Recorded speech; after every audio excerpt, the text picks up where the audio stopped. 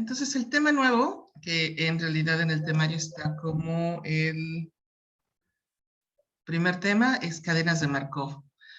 Básicamente es una metodología para estudiar sistemas que tienen cierto grado de incertidumbre, vamos a ponerle así. En sistemas 1, de lo que se trataba era de aprender sistemas determinísticos, ¿no? Por eso teníamos no teníamos probabilidades, teníamos como, ¿qué será? Como caminos definidos de acción. Pero en el caso de sistemas 2, en teoría tenemos que ver sistemas que tienen cierto grado de variación con probabilidad. Y una de esas metodologías, bueno, ya vimos que decisiones, no, hay cierto grado de, ¿qué será? De riesgo sobre lo que puede pasar. Y cadenas de Markov es otra manera de estudiar este tipo de sistemas que no son del todo determinísticos y que también tienen este grado de estocasticidad. Estocasticidad es una palabra que me cuesta trabajo decir, pero bueno. Entonces, vamos a empezar con algunas definiciones. Tenemos una que son importantes porque es parte de las cadenas de Markov. La primera es que es un fenómeno aleatorio. Y un fenómeno aleatorio es un fenómeno empírico que obedece leyes probabilísticas en vez de determinísticas. Estamos hablando de esto, ¿no? Determinísticas ya sabemos hacia dónde va. Probabilística puede ser que pase una cosa u otra, con cierto grado de probabilidad. Y entonces un proceso estocástico es un fenómeno aleatorio que surge en un proceso que se desarrolla en el tiempo. Entonces, digamos, las partes importantes, un fenómeno aleatorio, pues nada más sabemos que puede pasar. Pero, ¿qué pasa con los procesos estocásticos? Es un fenómeno aleatorio, sí, o sea, quiere decir que tiene cierto grado de probabilidad, pero además tenemos un factor adicional que es el tiempo. O sea, va a pasar, el tiempo tiene como una dirección y puede pasar una cosa u otra, o puede ser un proceso, bueno, básicamente estoy escribiendo lo mismo.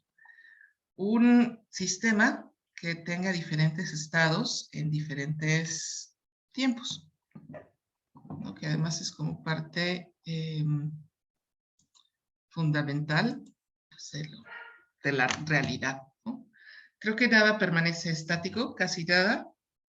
Todo va evolucionando a lo largo del tiempo y, digamos, eso sería algo normal.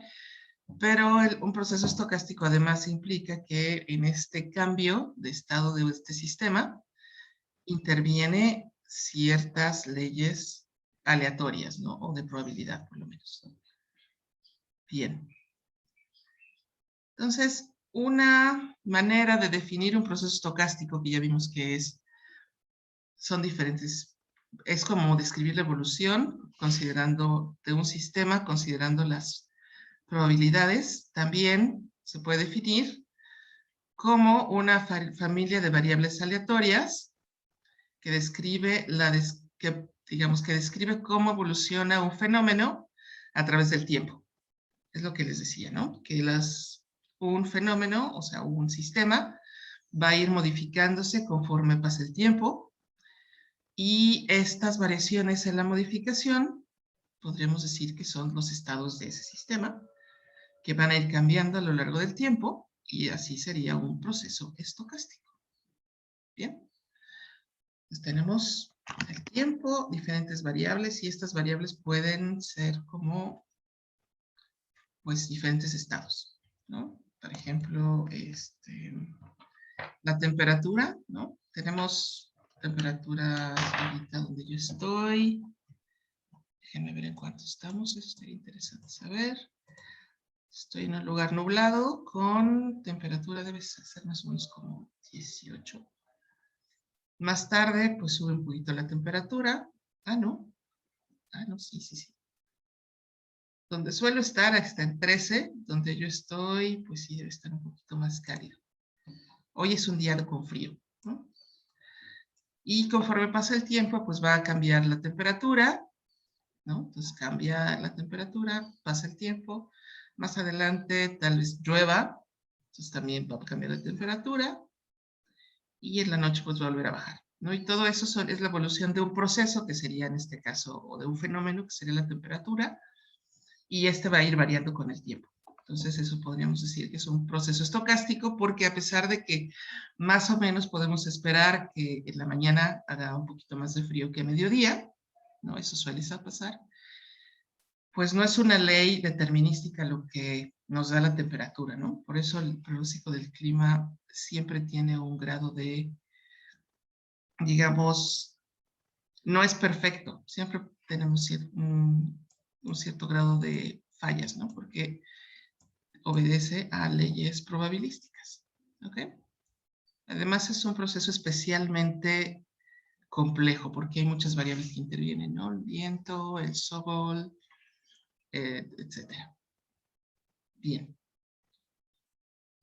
Entonces, una definición formal sería que un proceso estocástico es una colección de variables aleatorias indexadas por un conjunto T y definidas en algún espacio de probabilidad. Digamos, esa es la parte, si lo ponemos, estamos diciendo exactamente lo mismo, pero con algunas, digamos, esta sería una definición un poco más formal, ¿no? Y T, pues sería este parámetro de conjunto de parámetros temporales, o sea, el tiempo. Bien, entonces, podemos clasificar los procesos estocásticos de acuerdo con diferentes maneras de hacerlo, ¿no? Entonces, una manera de distinguirlo es de acuerdo con el parámetro T, o sea, cómo vamos a observar este paso del tiempo. Entonces, podemos observarlo como un proceso discreto, ¿no? 1, tiempo 0, tiempo 1, tiempo 2, o como un proceso continuo, ¿no? O sea, en lugar de tener un conjunto numerable, que sería el primer caso, recuerden, numerable se puede contar, vamos a poner eso, tal vez sería importante porque luego se les olvida. Numerable implica que lo puedo contar, ¿no?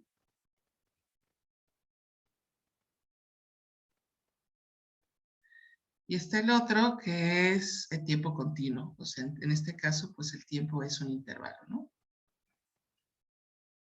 Y sí cambia bastante la manera de observar esas dos cosas. Entonces, ¿en qué caso sería como numerable? Por ejemplo, si tomamos, ¿qué será? Por ejemplo, podemos dividir el tiempo en días, ¿no? Día 1, día 2, día 3. O podemos considerar el tiempo como 2.5 horas, etc. Entonces, esa sería la diferencia entre considerar el tiempo como numerable y como no numerable. Esto depende un poco más del observador, ¿no? Y cómo decide observar el fenómeno. O también depende un poco de, de en sí cómo se da el fenómeno, ¿no? Hay fenómenos que sí es muy claro que van a ir cambiando en relación con un parámetro de tiempo discreto, y hay fenómenos que son más propios de considerar el tiempo como un intervalo. Bien.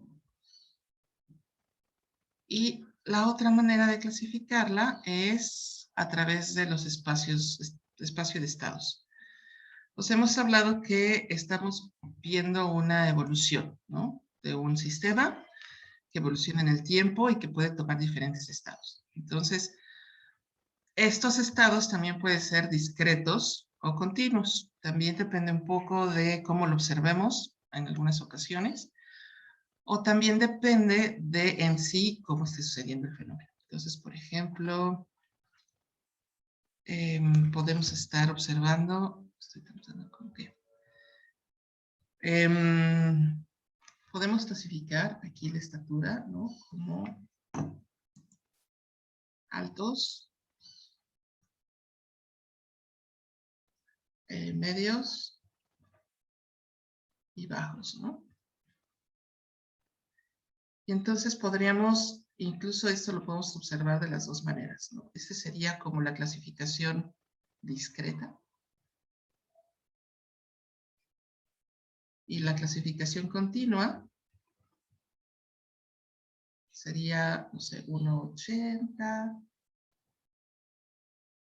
De 1.80 a 1.70, no sé, para arriba.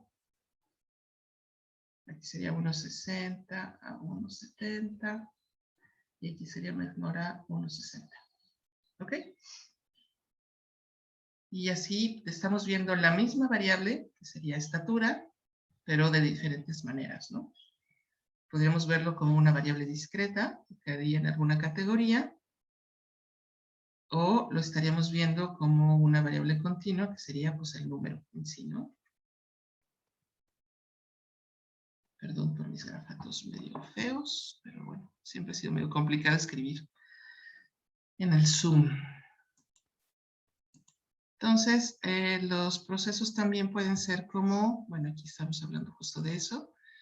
El espacio es finito cuando podemos tener categorías, y una cosa importante, estas categorías o estados son mutuamente excluyentes, ¿no?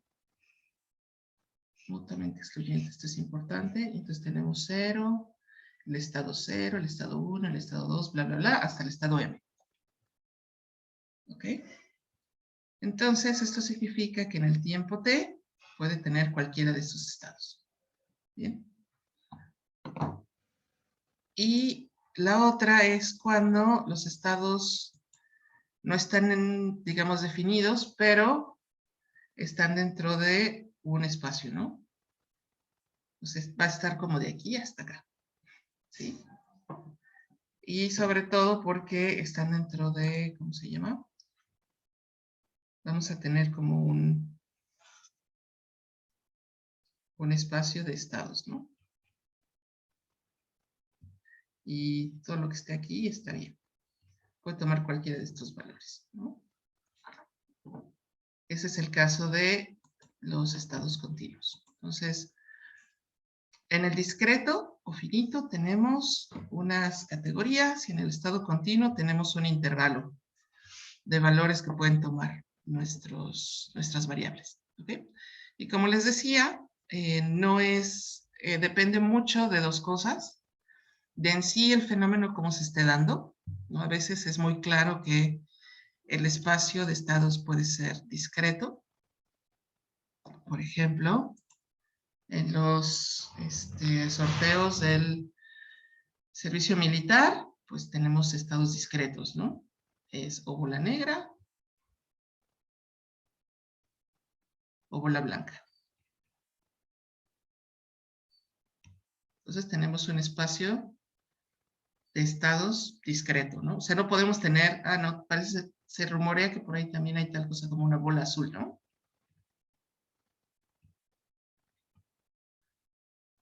Y en el caso continuo, pues no podemos transformar esto acá, ¿no? No se puede. Pero sí podemos, por ejemplo, es hora de llegada, sería un estado continuo, ¿no? ¿Por qué? Pues porque tenemos un intervalo. ¿Esto lo podemos transformar en discreto? Sí, porque sería temprano o tarde, ¿no?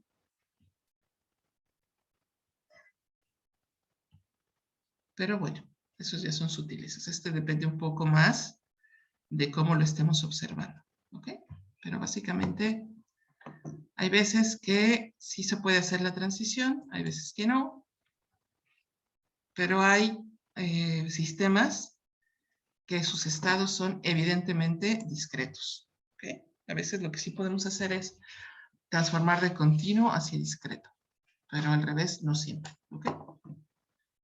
Bien, entonces podemos tener combinaciones de estados y tiempos y tener diferentes tipos de procesos estocásticos. Entonces tenemos las de tiempo discreto y espacios discretos, ¿no? Entonces quiere decir que el tiempo es discreto, espacios discretos. De hecho, este es uno de los tipos que más vamos a estudiar, ¿no? Y básicamente es, por ejemplo, es que estamos jugando, apostando, tenemos 30 pesos, podemos apostar, ganar o perder. y dejamos de jugar cuando tenemos 0,60, entonces tenemos espacios discretos, ¿no? Que sería 0, 10, 20, 30, 40, 50, 60, y tenemos cierta probabilidad, ¿no? De tener más o tener menos. Entonces, esto sería un ejemplo de tiempo discreto y espacios discretos. Luego tenemos también tiempo discreto y espacio continuo. Este también podría ser que, por lo menos vamos a estudiar cuáles son las reglas que los gobiernan. Y básicamente, si medimos a cada hora la cantidad de agua almacenada en un embalse, pues tendremos un fenómeno que estaríamos observando de tiempo discreto y estado de espacios continuo. Entonces, teniendo estas dos cosas claras, ¿podrían darme ustedes un ejemplo de tiempo discreto y estados de espacios discretos? ¿Los escucho o los leo?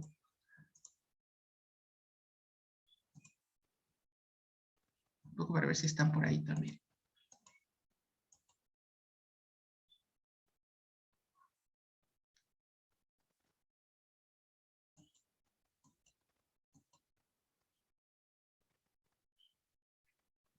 ¿Alguien por ahí?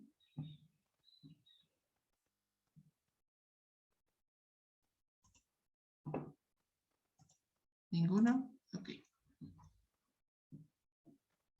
¿Tiempo discreto y estados continuos? ¿Tampoco?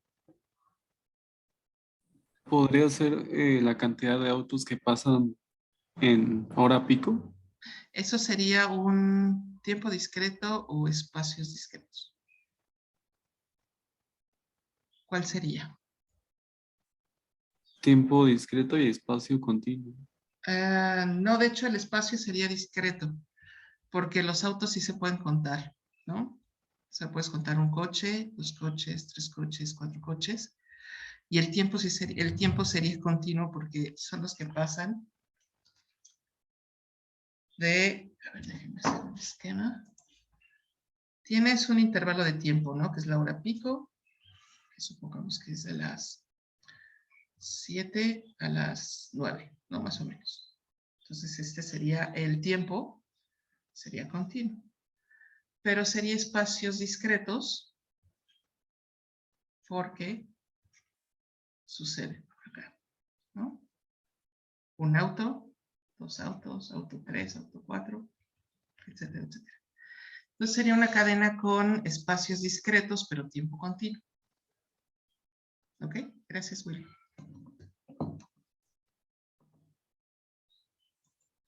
Entonces, sí, Alejandro, Oscar Alejandro, dime.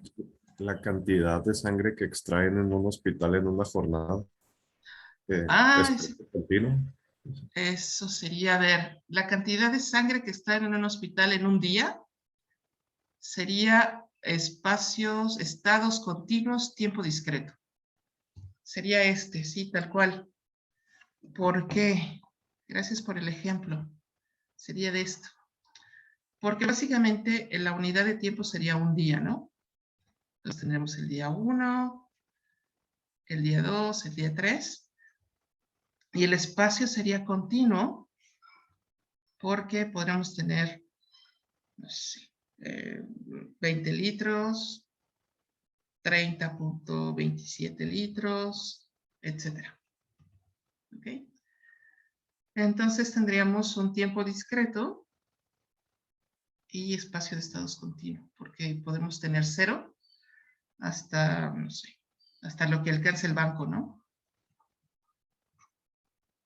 De sangre. Está interesante, sí, son tiempo discreto y estados continuos. Gracias por el ejemplo. Vamos a ver el siguiente. También tenemos tiempo continuo y espacios discretos, que son como el ejemplo que nos daba William, de números de autos que pasan durante la hora pico, ¿no? ¿Por qué es discreto? Porque los autos se pueden contar, no, o sea, no hay tal cosa como medio auto. Bueno, sí hay, pero no pasaría por ahí, ¿no? Y tenemos en tiempo continuo porque pues es un intervalo de tiempo. Y luego podemos tener tiempo continuo y espacios continuos, pero bueno, eso sería como una locura. Y tal vez a ustedes les viene la pregunta de ¿y por qué se llaman cadenas de Markov? De hecho, yo no lo sabía, es una historia bastante... Tuve aquí... andaba yo haciendo una pequeña investigación de una metodología que se llama cadenas de Markov Monte Carlo. Es un método para que combina simulación con cadenas de Markov para encontrar las distribuciones probables de algunas cosas. Y ahí venía la historia. Entonces, este señor es Markov, ¿no? Y básicamente había una discusión, por la vestimenta pueden saber que es como en el siglo XIX, principios del XX, sobre si la estadística, ¿no? La probabilidad solo ocurría en los juegos de azar, o si en la vida también ocurrían cosas probabilísticas. Había gente que decía que en efecto, no recuerdo quién exactamente, seguro lo tengo anotado en algún lado, que decía, no, eso de las probabilidades está muy bonito para los juegos de azar, para las apuestas y todo eso, pero seguramente en la vida real eso no existe. Y en cambio, Andrei Markov decía como de que no, yo intuyo que este asunto de las probabilidad, aunque es muy evidente que se ven los juegos, también debe existir en la vida cotidiana. Entonces, ¿qué hizo este señor? Hizo una cosa, se puso a ver obras literarias en ruso y empezó a ver cómo se conectaban unas palabras con otras, ¿no? Y empezó a sacar leyes de probabilidad con respecto a eso. ¿Cómo sería esto? Por ejemplo, empezó a ver, esto es un ejemplo, yo lo voy a inventar un poco, pero para explicarles. Pusieron la casa azul, está en la montaña, ¿no? Entonces dijo, mira, aquí están algunas palabras, como son la y un la, ¿no? Y luego está conectada con casa y con montaña. Entonces, la probabilidad de que la se conecte con casa es de X%, ¿no? Y la con montaña, pues no sé, es un Y%. Y luego casa con azul, pues es un Z%, ¿no? Y azul con está es un, no sé, A%. Y se puso a hacer esto con un texto grande, ¿no? Y no sé si a ustedes les suena que estos caracteres, ¿no? Tener cadena, esto de hecho en cómputo se llaman chains, ¿no? Se llaman cadenas de caracteres.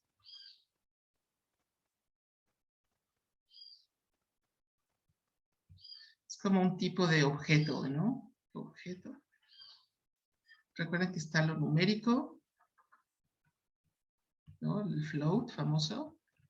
Y hay uno que se llama carácter, ¿no? Y cuando ya pones un carácter con otro carácter, se llama una cadena. Parece ser que siempre se ha llamado así. Entonces, después de hacer muchas de estas, empezó a descubrir algunas propiedades especiales, ¿no? Y esas propiedades de esta conexión entre palabras, unas con otras, pues se llaman cadenas, y esas propiedades también son, digamos, se repiten en otros fenómenos y por eso se llaman cadenas de Markov. Lo que es curioso es que el lenguaje, a pesar de que tiene cierta estructura, ¿no? Siempre necesitamos un objeto, una acción, algunas palabras de conexión. Digamos, es suficientemente flexible como para parecer aleatorio, ¿no? Parece aleatorio, pero no lo es. Pero tiene estructura.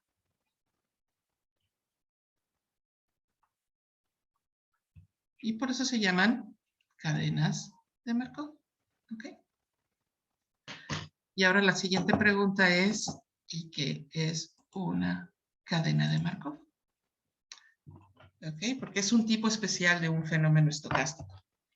Entonces, vamos a poner la definición por acá.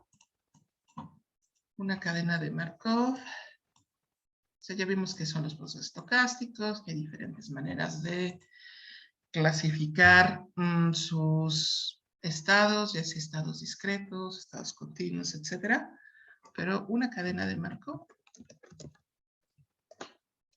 Entonces, una cadena de Markov, a Markov con mayúscula es un señor, es un tipo especial de proceso estocástico que básicamente que vamos a decir que se ocupa, vamos a poner se ocupa, ¿sí? No se ocupa. Se usa en caracterización de secuencias de variables aleatorias. ¿Ok? Entonces, básicamente, una cadena de Markov nos sirve para describir un proceso estocástico. O sea, lo que nos sirve es para mostrar estas, digamos, estas variaciones como qué sé yo, como una sucesión de estados utilizando probabilidades, ¿no? Y básicamente, sobre todo, exhiben, ¿no? Estos procesos son procesos especiales, ¿no? Exhiben una característica según la cual la probabilidad de estar en el estado presente depende únicamente del estado anterior y no de la trayectoria del estados del sistema. Así, sería algo así. Esto se le llama la propiedad de Markov. Entonces, básicamente dice, mira, no me importa, algo así como, no me importa tu pasado, por así decirlo. Solo me importa dónde estabas ayer, ¿ok? Y básicamente la probabilidad de que esté en el estado actual depende solamente del estado anterior. ¿Ok? Y eso se llama la propiedad de Markov. ¿Alguna duda hasta acá?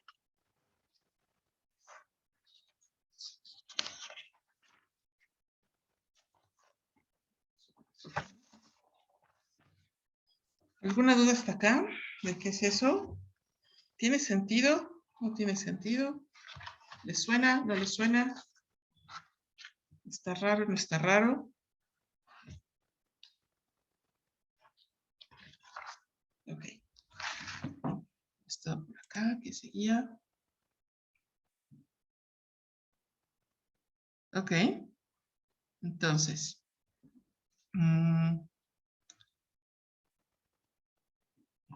Voy a regresarme al... acá. Entonces, aquí está la propiedad de Markov, que la probabilidad de la distribución de estado en el tiempo t más 1 depende del tiempo t y no depende de los estados en los que cadenas haya pasado para llegar a ese lugar. Es lo que yo les decía. Esto se llama la propiedad de Markov y que básicamente pues no me importa por dónde pasaste, solo me importa dónde estabas ayer. ¿Ok? No me importa dónde subiste, solo que dónde estabas ayer. Sí, se pueden acordar que es como, hay canciones así, no me importa tu pasado, Ok, bien. Entonces, a ver, aquí tal vez hace falta explicar alguna cosa más. Ok. Voy a volver a la pizarra. Entonces, tenemos que una cadena de Markov puede tener diferentes estados, ¿no? Tenemos, voy a cambiar de color, que no me gusta. Tenemos un estado A, podemos tener un estado B, podemos tener un estado C, un estado D. Y básicamente lo que interesa, podemos tener como estas cosas, que sería pasa de A, pasa a B, de B a C, de C se puede regresar a B, y de B puede pasar a D, y aquí se puede quedar en A, ¿no? Y básicamente lo que decíamos es que la probabilidad de estar en B, ¿no? Solo depende de dónde estaba en el anterior. Lo cual también, la probabilidad de pasar al siguiente solo depende de la probabilidad de transición en ese momento. Entonces, hay por allí estamos hablando de un concepto que se llama las probabilidades de transición, ¿no?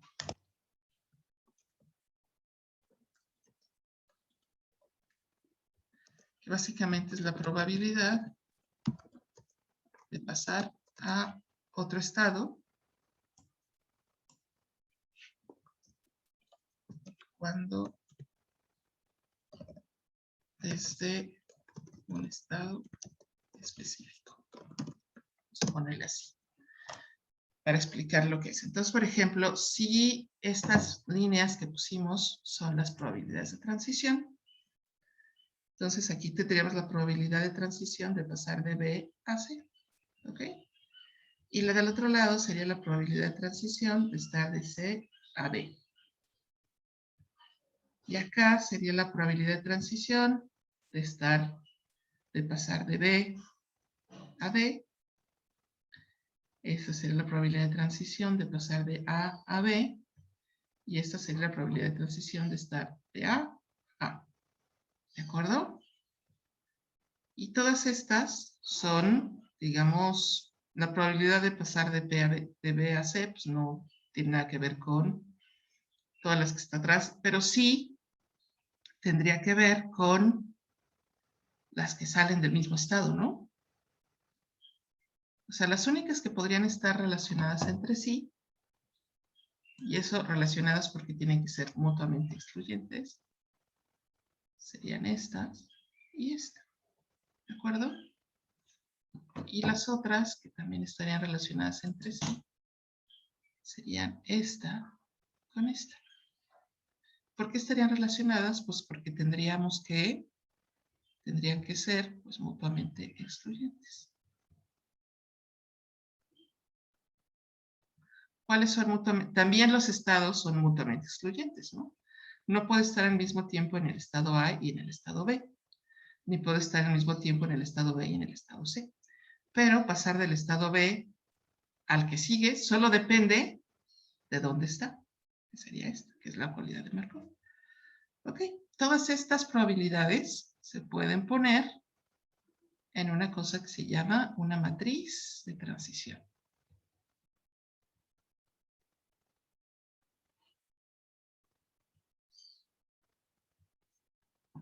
Ok, entonces, ¿alguna duda hasta acá? ¿Alguna inquietud? ¿Alguna queja? Por mi parte, bien, profe. Ok, gracias, Oscar. ¿Alguien más por allá? Bien. Voy a borrar. ¿Puedo borrar? Sí. Ok. Entonces, vamos a borrar todo esto. Entonces, vamos a hablar de las matrices de transición. Nada más una nota. Estamos hablando de cadenas en tiempo discreto. ¿Ok? Entonces, porque hemos estado hablando de estados discretos y hemos estado hablando de estas matrices de transición, bueno, de probabilidades, qué probabilidad de pasar a una u otra cosa. Entonces vamos a hablar en tiempo discreto. Entonces, todas las probabilidades de transición se pueden poner en una cosa que se llama una matriz de transición, ¿no?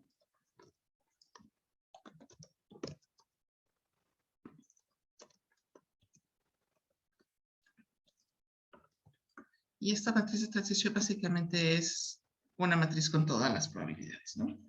De transición de un estado, y básicamente si las probabilidades son en un paso, se llama matriz de transición de un paso, ¿no?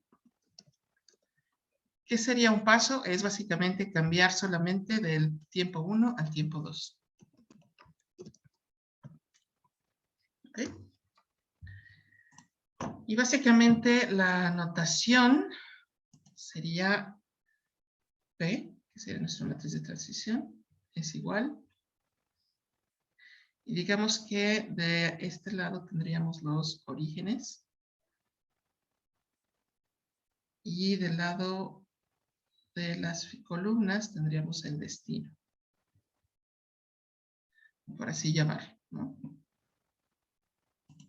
Entonces tendríamos la probabilidad de pasar de 1 a 1. Acá tendríamos de 1 a 2. Probabilidad de 1 a 3. Bla, bla, bla, bla, bla. Probabilidad de 1 a n. ¿Okay? El segundo sería probabilidad de 2 a 1. Probabilidad de 2 a 2. Probabilidad de 2 a 3. Hasta la probabilidad de 2 a n, al estado n. Luego tenemos la probabilidad de 3 a 1, etcétera, etcétera. Probabilidad de 3 a n, y estas matrices son cuadradas. n1, probabilidad de n a 2, etcétera, etcétera. La probabilidad de n a n. Estas probabilidades son de quedarse en el mismo estado, ¿no? Al tiempo siguiente, ¿no? Entonces sería como si estamos tirando dados, ¿no? Sería la probabilidad de sacar el mismo resultado. O sea, a la primera sacas un 4 y a la tirada 2 sacas otro 4 otra vez. Entonces, esto es importante. Entonces, las cadenas de Markov las podemos plantear, ¿no? Así, a través de sus matrices de transición, o a través de unas red, ¿no? O gráfica de estados.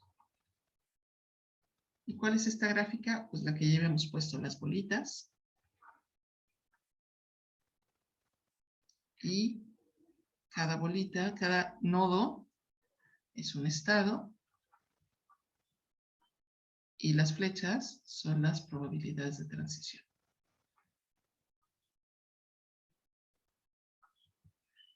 ¿Ok? Entonces podemos plantearlo con esto o con esto. De hecho, no son excluyentes. De hecho, creo que son complementarias. A veces sirven mucho ver las gráficas para poder darnos cuenta de qué forma tiene la cadena, ¿no? Hay cosas que son fáciles de ver. Por ejemplo, si ponemos como una matriz de transición, es como una manera fácil de ver las probabilidades y también de hacer operaciones con esto. Pero si ponemos la gráfica, podemos ver algunas transiciones y ver y clasificar de manera mucho más sencilla las, ¿cómo se llama? Estas cadenas, porque evidentemente también tienen sus propios, más que las cadenas, los estados tienen ciertas clasificaciones. Bien, ¿alguna pregunta hasta acá?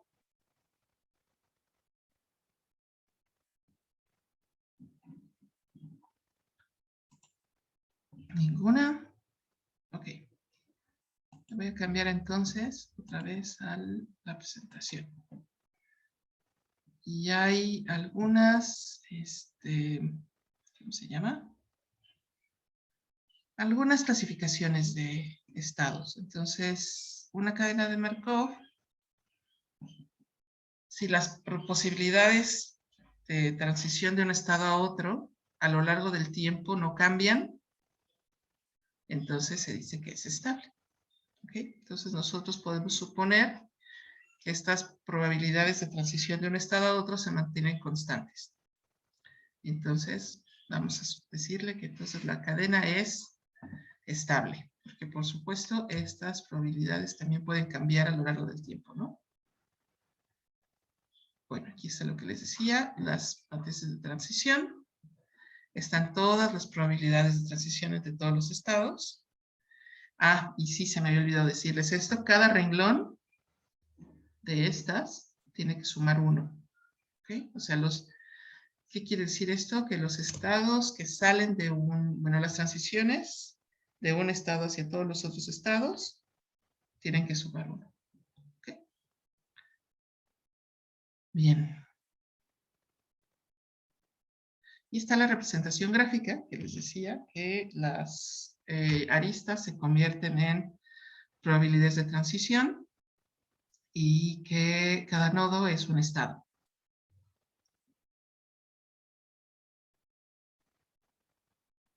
Y la pregunta es, si estoy en un estado, ¿no?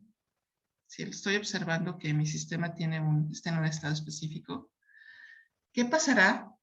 ¿O cuál será el estado de mi sistema después de n pasos? Y esa es, digamos, una de las preguntas fundamentales en esto, ¿no? En la parte de cadenas de Markov. ¿Cómo le hago para si estoy en el estado J?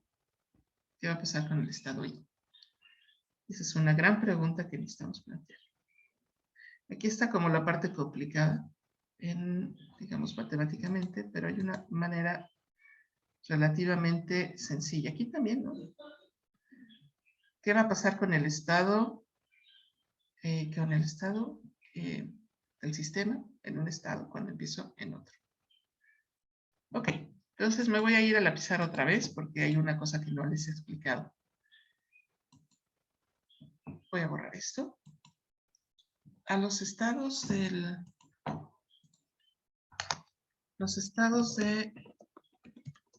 un sistema se pueden describir a través de un vector.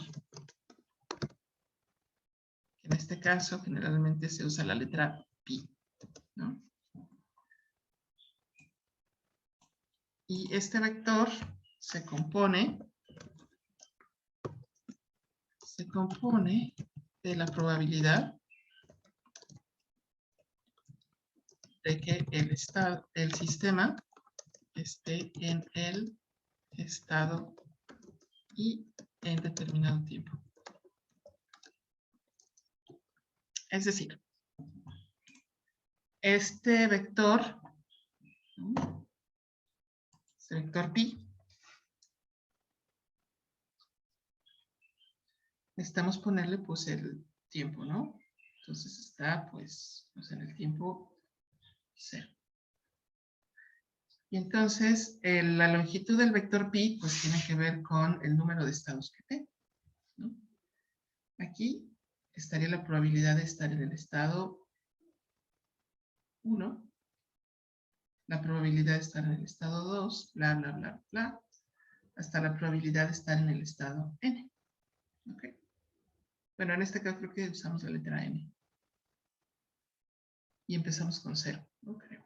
0, 1, probabilidad de 2, bla, bla, bla. Entonces, básicamente, si sabemos, y aquí le decimos, pues, en qué este sería el factor tiempo. Si en el tiempo 0 sabemos que el sistema está en el estado 2.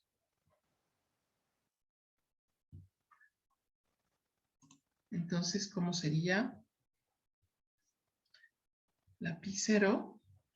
El P0 sería, ¿está en el estado 0? No. Entonces, la probabilidad de estar ahí es 0. ¿Está en el estado 1? Tampoco. La probabilidad de ahí es 0, pero sabemos que está en el estado 2. Entonces, aquí tendríamos 1 y el resto sería 0, 0, bla, bla, bla, hasta llegar a n. ¿Ok? Entonces, estos números constituyen probabilidades de estar en ese estado. ¿Ok? Y evidentemente, si tenemos toda la certeza, pues ponemos un 1.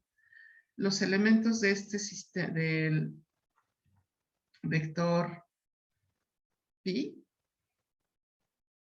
vamos a ponerle i de 0, pues también suman 1. ¿Ok? ¿Por qué? Pues porque son una serie de probabilidades. Está aquí, o está aquí, o está acá, o está acá. Ahora, hay otros vectores que pues no van a tener valores tan definidos, ¿no? Aquí es cuando sabemos dónde está, con toda certidumbre. Pero muchas veces estos vectores de estado, ¿no? Así le podemos poner, pues básicamente lo que sucede muchas veces es que están, por ejemplo, punto 3, punto 1, bla, bla, bla. Lo cual quiere decir que no tenemos tanta certidumbre de dónde está, pero sí que hay 30% de probabilidad de que esté en el estado 0, 10% de que esté en el estado 1, etcétera, etcétera. ¿Sí? Entonces, muchas veces cuando necesitamos saber cómo evoluciona nuestro sistema, pues lo que necesitamos encontrar es justo estos vectores de estado. ¿Está? Ok. ¿Qué significa? Nos da la probabilidad, las diferentes probabilidades de que el sistema esté en un estado o en otro. ¿Bien? ¿Alguna duda hasta acá? ¿De qué es un vector de estado?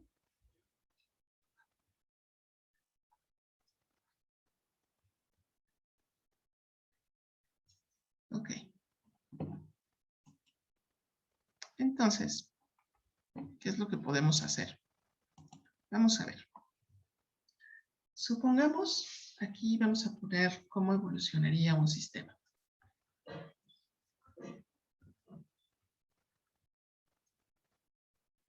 Vamos a suponer que tenemos un sistema con 3 estados. Bien, entonces tenemos el estado A, el estado B y el estado C. ¿Ok? Entonces vamos a suponer que, supongamos, que empezamos en A. ¿Ok? ¿Cómo va a evolucionar el sistema? Entonces lo voy a poner como una red. ¿Sí? Yo creo que esto alguna vez tuvieron que hacerlo a través de un árbol de probabilidades, ¿no? Entonces estamos primero en el tiempo 1, tiempo 0, estamos en A. Empezamos con él. ¿Y qué pasa con el tiempo 1? Pues pueden pasar 3 cosas, ¿no? Que se vaya a A, que se vaya a B, o que se vaya a C. Tenemos estas 3 posibilidades de acción, ¿no? Y luego, después en el tiempo 2, pueden pasar 9 cosas. Puede pasar que se vaya a, puede ser que se vaya a B, o puede ser que se vaya a C. Y aquí también puede ser que se vaya a B o a C. Y aquí también hay otras 3 posibilidades, A, B, C. Y puede pasar esto. ¿Ok? ¿Qué determina que se vaya a una a otra? Pues básicamente sería la probabilidad de A a A, probabilidad de A a A, probabilidad de A a B, es la probabilidad de A a C, probabilidad de B a A, probabilidad de B a B y probabilidad de, ¿qué tenemos aquí?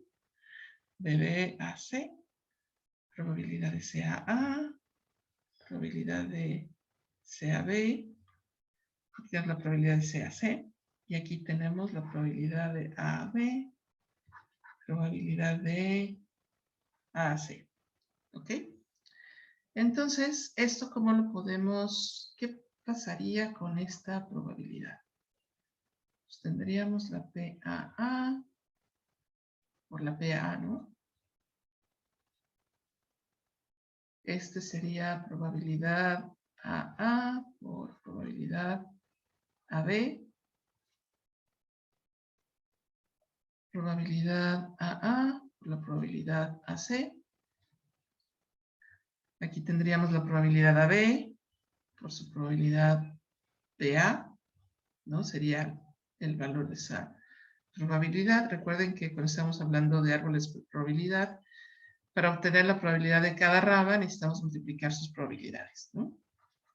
AB y luego tendremos probabilidad BB, probabilidad que teníamos AB por la probabilidad BC.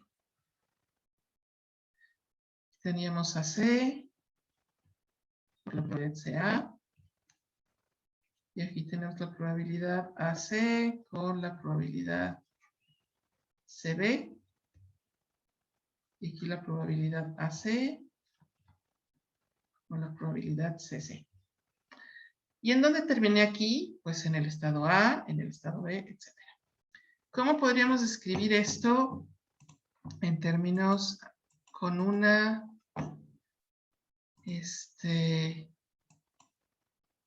con un vector de estado? Estamos empezando en el estado A, ¿no? Esto significa que mi vector de estado en el estado 0 es 1, 0, 0. De eso estoy total y absolutamente segura. ¿Ok? No hay más. Lo estoy viendo.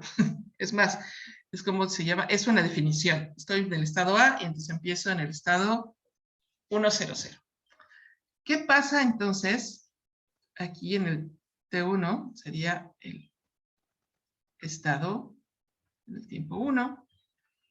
¿Qué le pasó a mi vector? Pues evolucionó, ¿no?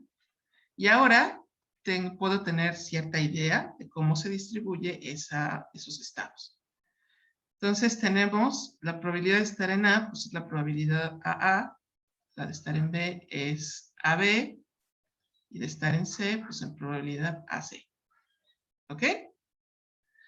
¿Qué le pasa? Y así tenemos lo que pasó en el estado 1. Ya evolucionó del estado 0 al estado 1. Solo que como existen probabilidades, en este caso, pues no tenemos tanta certidumbre. ¿Y qué pasa con el estado 2? Que es la transición 2, ¿no? Tenemos el estado 0, primera transición, segunda transición. ¿Puedo saber cómo se distribuye eso? Pues sí, ¿no? Solo que evidentemente conforme vamos cambiando, vamos evolucionando, la cosa se vuelve un poco más, vamos a decirle, complicadita, ¿no? Porque imagínense la transición 3, tendríamos una cosa gigante, ¿no? Entonces tenemos aquí, vamos a ver dónde están, dónde sigue la probabilidad de A, que incluiría.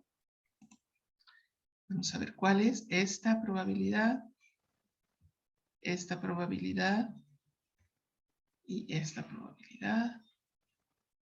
Entonces, para terminar en el estado B, sería esta, más esta, más esta. Y la probabilidad C pues sería esta de acá, más esta de acá, más esta de acá. Y no sé, a mí me da la impresión como que eso implica escribir un montón. Pero bueno, vamos a hacerlo, sería PAA por PAA más PAB por PBA más PAC por PCA. Y esta sería la probabilidad del estado A más, lo voy a poner aquí abajo, PAA por PAB más PAB por PBB más PAC más por PCB, coma, y el tercero sería PAA por PAC más PAB por PBC más ¿cuál me queda? AC, PCA. Y aquí tendríamos nuestros estados, ¿no? Pero no sé, a mí se me hace que debe haber una manera más fácil de hacerlo. ¿Cierto? No sé, a mí me parece que esto es demasiado trabajo y como que debe haber alguna manera más sencilla de hacerlo. ¿Cierto? Aunque tal vez ustedes con este ejemplo pueden medio intuir cómo es la cosa. Aunque quién sabe. Que a veces, no sé. Puede ser que sí, puede ser que no. Déjenme ver si... Ok. Entonces, básicamente, todo este lío, todo esto que hemos escrito, básicamente puede resumirse en algo mucho más sencillo, ¿no? O sea, lo de los estados, creo que no tiene remedio, los estados es así, pero la pregunta es cómo llegamos a las transiciones. Y básicamente hay una pequeña propiedad que se puede obtener. Bueno, esto es característico de las cadenas de Markov. En tiempo discreto, básicamente es P n más 1 es igual a n por la matriz de transición. ¿Qué pasa si lo hago a dos pasos? N más 2 sería n más 1 por P. Y esto, pues, puede ser igual a... Vamos a poner pi a n por P y luego por P. Entonces me queda que pi n multiplicado por P cuadrado. Bien, entonces básicamente aquí nos quedan todas nuestras maneras de hacer las transiciones. Entonces podemos decir que vamos con el tercero. Sería pi n más 2 por P, por definición, ¿no? Que es igual a pi n más 1 por P, que es igual a pi n por P, por P, es igual pi a la n por P al cubo. ¿Ok? Entonces básicamente sería, vamos a poner n más k, es igual pi a la n por P a la k. Y esto sería, digamos, lo que nos permite obtener el estado futuro a partir del estado presente, multiplicando, elevando la matriz de transición a algún estado. ¿Ok? ¿Alguna duda hasta acá?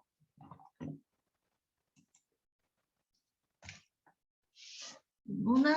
Ok, voy a detener la grabación.